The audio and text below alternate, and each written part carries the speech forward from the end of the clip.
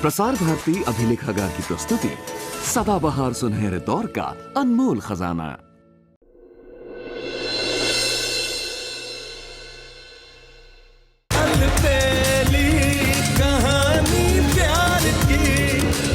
क्या बात है मास्टर जी, डॉक्टर को क्यों बुलाना है? डॉक्टर को नहीं बुलाऊं तो और क्या करूं? और क्या जरूरत थी तुम्हें बिना जाने दादाजी को गलत दवाई देने की? मैंने दादाजी को कोई गलत दवाई नहीं दी है। झूठ बोल रही है वो सुबह। नहीं माँ, और अगर ये सच ना होता तो वापस क्यों आती माँ? अब आप नहीं रोएंगे। अब रोएगी तो वो जिसने आपकी आंखों में ही आंसू दिए हैं और अपने मुंह से कबूल भी करेगी कि आपकी इस हालत की जिम्मेदार वो खुद है।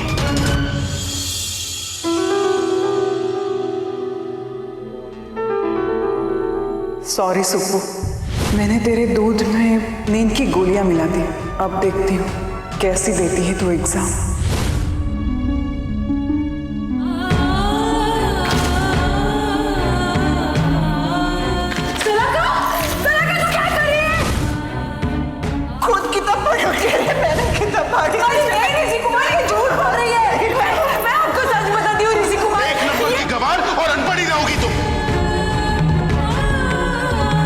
तेरा सारा षड्यंत्र मैंने रिकॉर्ड कर लिया है। अब बताइए दादाजी, क्या आपकी इस हालत की जिम्मेदार शलाका है? नहीं,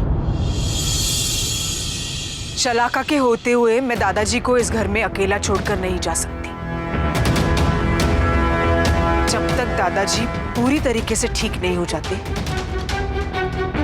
मैं इसी घर में रहूंगी। कल सुबह होते ही मैं रसिक काका से जाकर इस बारे में बात करूंगी।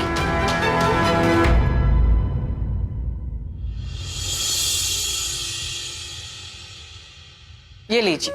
Thank you. अच्छा बकुला, मैं ये सोच रहा था कि इस बार मेरी जगह रविश को भेज दूं मैं 2 महीनों के लिए लंदन। क्या? 2 महीनों के लिए? हाँ। और वो भी रविश को? क्या हो गया, वो बच्चा नहीं रहा?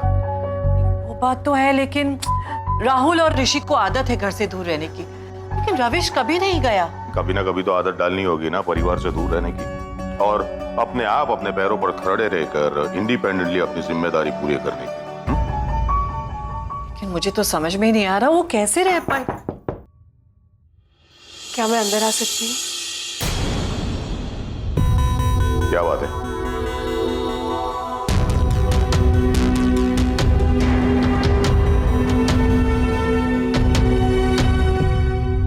कहो। काका, वो मैं ये सोच रही थी कि जब तक दादाजी पूरी तरह ठीक ना हो जाए तब तक मैं इस घर में उनकी केयर टेकर बनकर रहूं। उसी के लिए आपकी परमिशन चाहिए थी। क्यों? काका, मैं जो ये सुबली से सुभाषिनी बनी हूं, ये सिर्फ दादाजी की वजह से। एक उन्हीं का विश्वास था कि मैं ये कर सकती हूँ। उन्होंने मेरी पूरी जिंदगी बदल दी है। बहुत बड़ा कर्ज है उनका मुझ पर, तो मैंने सोचा उनकी थोड़ी सेवा करके मैं ये कर्ज उतार दूं। तो अगर आप परमिशन दे तो मैं यहाँ रहना चाहती हूँ। नहीं,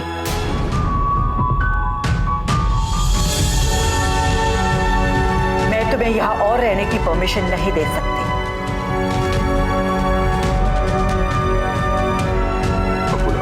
प्लीज रसिक। आई थिंक इसके रहने से बापूजी की तबीयत सुधर सकती है। लेकिन रसिक, मेरे बेटे के साथ कुछ अच्छा नहीं होगा। आप तो जानते हैं, जब भी इस लड़की का साया मेरे बेटे की जिंदगी में पड़ा है, उसकी जिंदगी में तूफान आ जाते हैं, उसकी खुशियां छीन जाती हैं। लेकिन अब मैं ऐसा कुछ नहीं होने दूंगी। सुबह, बापूजी का ख्याल रखने के लिए हम लोग सक्षम हैं,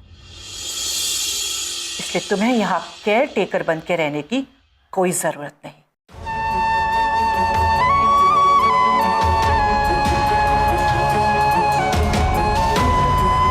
के कहने पे तुम यहाँ रुक गई, इसलिए थैंक यू वेरी मच। लेकिन अब इस घर को तुम्हारी कोई जरूरत नहीं।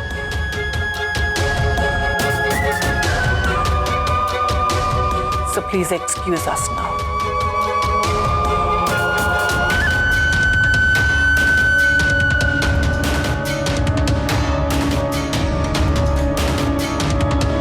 I think please excuse us now का मतलब तुम बहुत अच्छी तरह से समझती हो, मिस सुभाषिनी।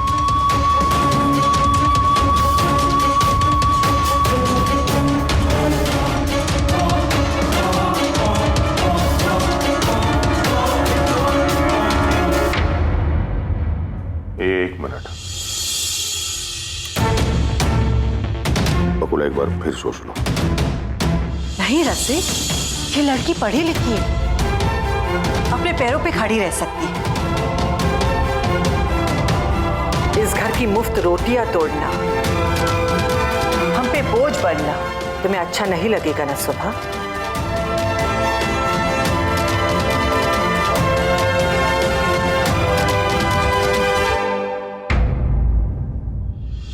वाह मेरी सासू माँ, वाह। चलो, मेरा एक काम तो आपने आसान कर दिया। सुबह की बच्ची बड़ी आई थी दादाजी की केयरटेकर बनने।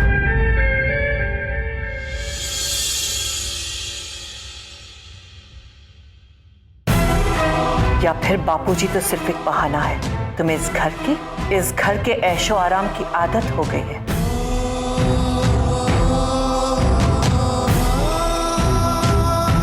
Please excuse us now.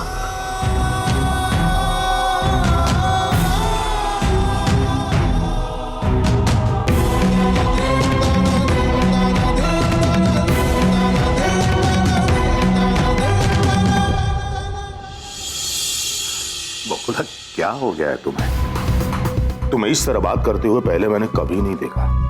हाँ रसिक, इस तरह से बात करना मुझे भी अच्छा नहीं लगता, लेकिन ये मेरे बेटे की खुशियों का सवाल है और अब मैं उसमें कोई समझौता नहीं करूंगी। हाँ बकुला, मैं आपका ब्रेकफास्ट लगाती हूँ।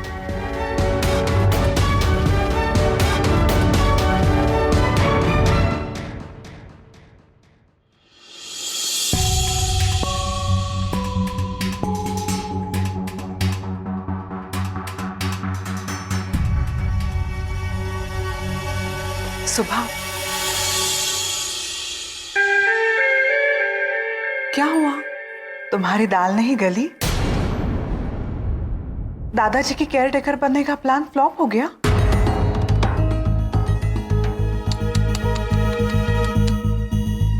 सुबह, तेरे लिए यही बेटर होगा कि तू एक्सेप्ट कर ले। अब कोई नहीं चाहता कि तू इस घर में रहे। तू तो जानती होगी ना सुबह, तुम्हारे नाना जी क्या कहा करते थे? तुम्हारे नाना जी कहा करते थे, आओ नहीं आदर नहीं, नहीं नयन में ने, ऐसो घर तजिए भले ही कंचन बरसे में। इन शॉर्ट, अपना बोरिया बिस्तर बांधो और यहां से दफा हो जाओ। तुम्हारी एग्जिट का टाइम आ गया सुबह। इतनी आसानी से नहीं जाऊंगी शलाका, इतनी आसानी से नहीं।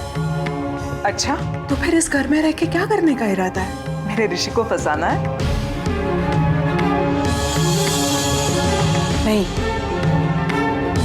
तुम्हारे ऋषि को फंसाना नहीं, मेरे दादाजी को बचाना है, और वो भी तुमसे।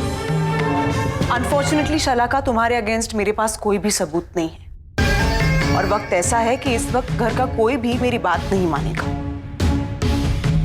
पर एक बात तो तय है शलाका, तब तक इस घर से नहीं जाऊंगी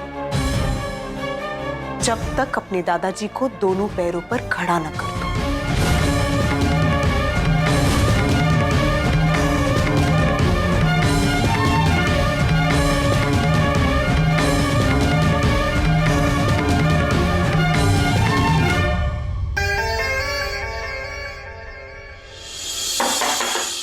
कम इन। ये ऋषि के रूम में क्यों गई है?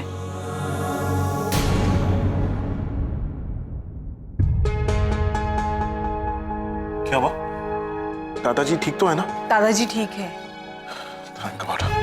पर उनकी तबीयत और ठीक हो इसीलिए आपसे बात करनी थी। क्या? मैं रसिक काका और बकुला काकी से मिलने गई थी, उनसे परमिशन लेने कि मुझे यहाँ केयर टेकर करके रहने दे दादाजी के लिए, लेकिन बकुला काकी मान ही नहीं रही है। आप प्लीज उन्हें समझाइए ना। क्या समझाऊं सुबह, क्या समझाऊं मैं? अगर मॉम ने कोई डिसीजन लिया है तो सोच समझ कर ही लिया होगा ना, वो उनकी दुश्मन थोड़ी ना है। पर हम रिस्क क्यों ले? Risk? What do you mean by risk? दादाजी उनके खुद के घर में सेफ नहीं है और तुम क्या उनकी बॉडीगार्ड बनकर घूमोगी? हाँ। ओह गॉड, यहाँ रुकने के लिए कहीं सुबह ऋषि को ये ना बता दे कि दादाजी की जान को खतरा है। नहीं, मैं इन्हें सच्चाई नहीं बता सकती, वरना पता नहीं ये क्या कर बैठे। अब मेरा मतलब है नहीं, व्हाट आई मीन टू से इज, आप समझने की कोशिश कीजिए ना। मैं इस घर में आने के बाद दादाजी की तबीयत में बहुत इंप्रूवमेंट हुई है। अगर मैं यहाँ रुक जाती हूँ तो उनकी तबीयत और बेहतर हो सकती है। उन्हें मेरी जरूरत है। एक बात तुम नहीं समझ रही हो कि इस घर में अब तुम्हारी कोई जरूरत नहीं है।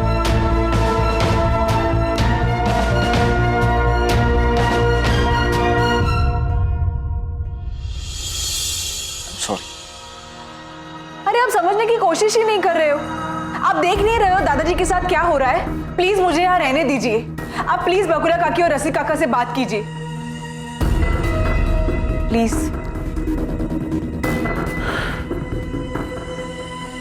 ओके।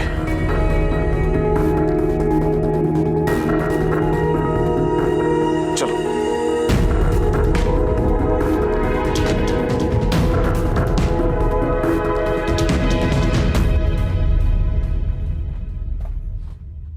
आओ, चलो मेरे साथ। अरे क्या हुआ? क्या हुआ ऋषि? मॉम, सुबह अब इस घर में नहीं रहेगी। अरे लेकिन हुआ क्या है? कुछ नहीं लाडू, मैंने अपना प्रॉमिस पूरा किया। मैंने इसे सुबह से सुभाषिनी बना दी और अब बेहतर यही होगा कि आराम से अपने गांव माधवपुर में रहे। ऋषि तो बिल्कुल सही कह रहे। इसकी टिकट्स बुक करवा दे और अगर टिकट्स ना मिले तो इसे कार से वापस भेज दे। काकी प्लीज, मुझे यहाँ दादाजी की सेवा करने के लिए प्लीज, बाबूजी की सेवा के नाम पर अगर तुम इस घर में बैठ के मेवा खाना चाहती हो तो अब वो नहीं चलेगा। हम सब उनकी दुश्मन नहीं है कि उनकी सेवा ना कर सके। बकुला बहू, तुम पहले शांत हो जाओ। और ऋषि, तुम इतने बड़े हो गए हो कि तय करने लगो कि इस घर में कौन रहेगा और कौन नहीं रहेगा। तुम्हारे दादाजी अभी है। ये कैसी बातें कर रही है? तू कैसी बातें कर रहा है? तूने सुबह को सुभाषिनी बना दिया तो तेरी जिम्मेदारी खत्म हो गई।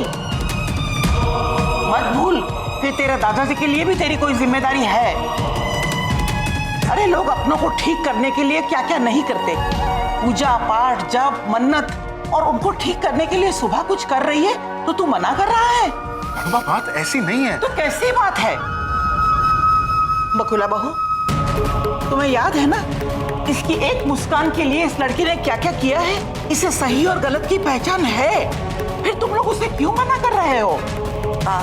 मैं नहीं चाहती कि मेरी ऋषि की जिंदगी में और कोई तूफान आए। इतना मत भूल बकुला बहू कि इस लड़की ने 2-2 बार इसकी जिंदगी बचाई है। एक बार इलेक्ट्रिक वायर से और दूसरी बार तेज बुखार से।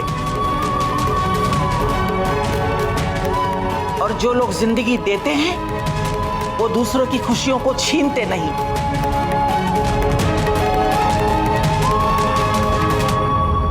ठीक है लाडू, तो अब मैं दादाजी से जाकर पूछता हूं कि वो क्या चाहते हैं। सुबह इस घर में रहे या नहीं।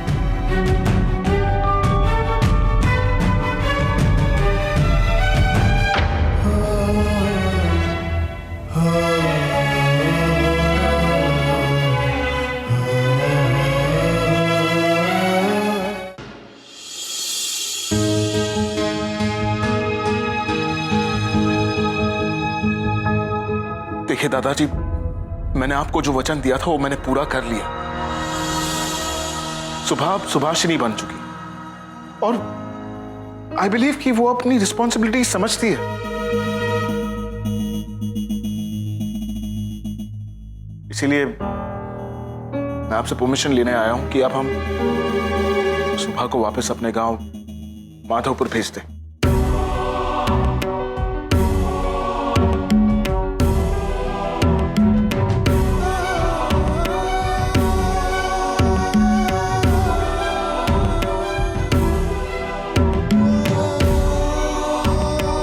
क्या हुआ दादाजी? अरे आप रो क्यों रहे हैं?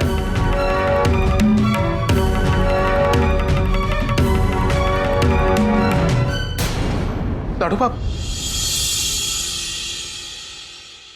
क्या बात है?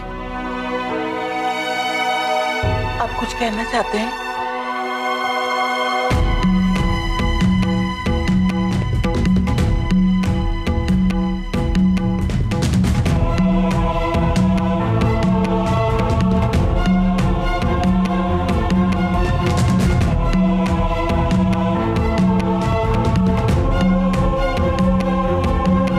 सिंदूर?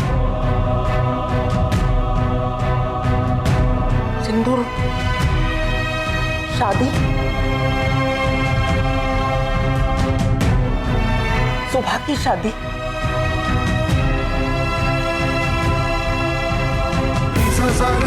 आप चाहते हैं कि सुभा की शादी हो जाए? मैं समझ गई। आप चाहते हैं कि सुभा की विदाई इसी घर से हो? तो आज मैं ऋषि पारिक ये प्रॉमिस कर रहा हूं कि मैं सुभा की शादी मुझसे भी अच्छे लड़के से करवाऊंगा और उसके बाद ही वापस लंदन जाऊंगा।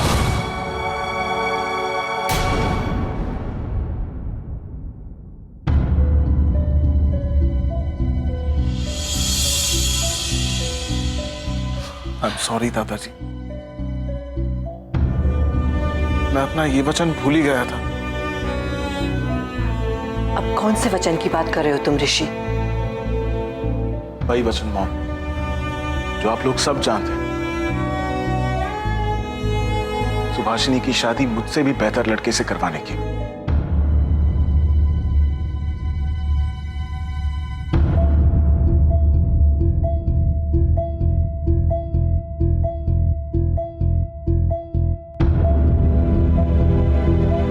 आप चिंता मत कीजिए दादाजी, मैं प्रॉमिस करता हूं कि सुभाषिनी की विदाई इसी घर से होगी।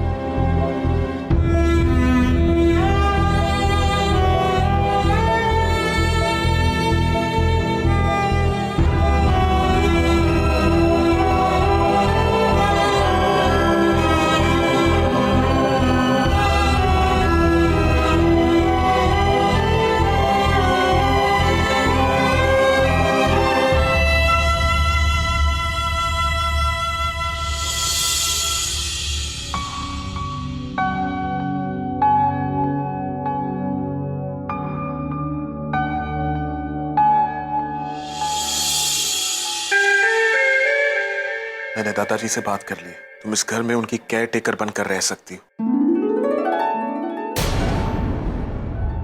Thank you master ji, thank you very much. अब आप देखना मैं दादाजी को कितनी जल्दी ठीक कर दूंगी।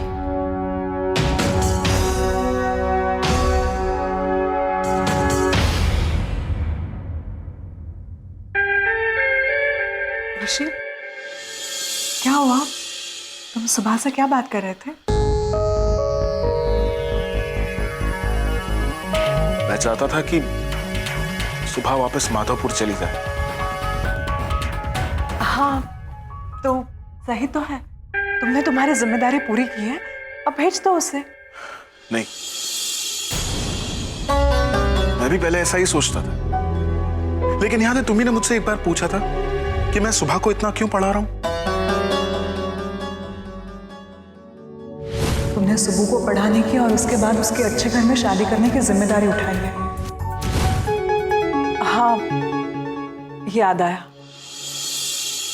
ऋषि, इसका मतलब तुम पहले सुबह की शादी करोगे? नहीं, सबसे पहले मैं सुबह के लिए एक लड़का ढूंढूंगा और फिर सुबह के साथ उसी मंडप में उसी दिन मैं तुमसे शादी करूंगा।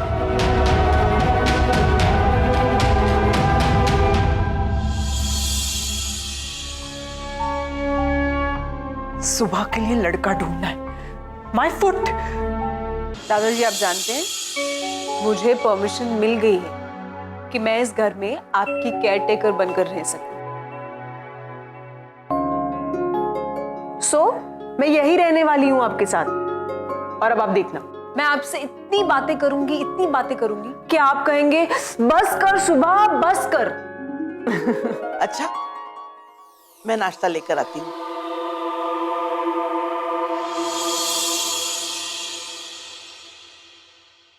अच्छा बापूजी ऑफिस जा रहा हूँ, शाम को मिलते हैं। ये जल्दी जल्दी ठीक होना है ना दादाजी?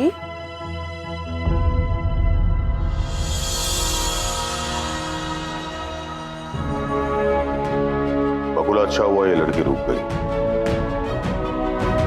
देखो बापूजी कितना खुश है।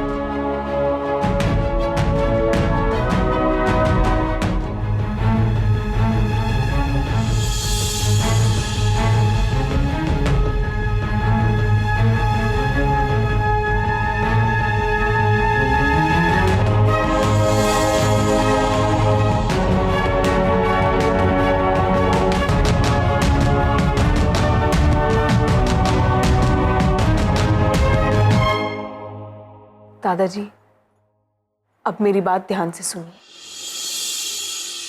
आपको शलाका का चेहरा सबके सामने लाने के लिए जल्द से जल्द ठीक होना होगा। आपके साथ जो हुआ वो आप ही को सबको बताना है, क्योंकि मेरी बातों पर कोई यकीन नहीं करेगा। सो प्रॉमिस मी दादाजी कि आप जल्द से जल्द ठीक हो जाएंगे।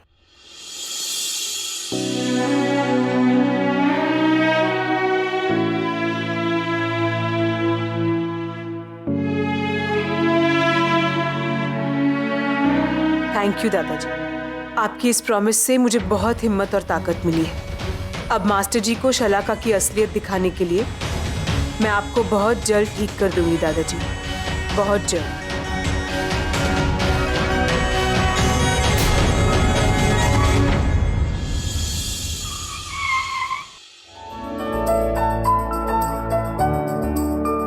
जी, ऋषि पारेख,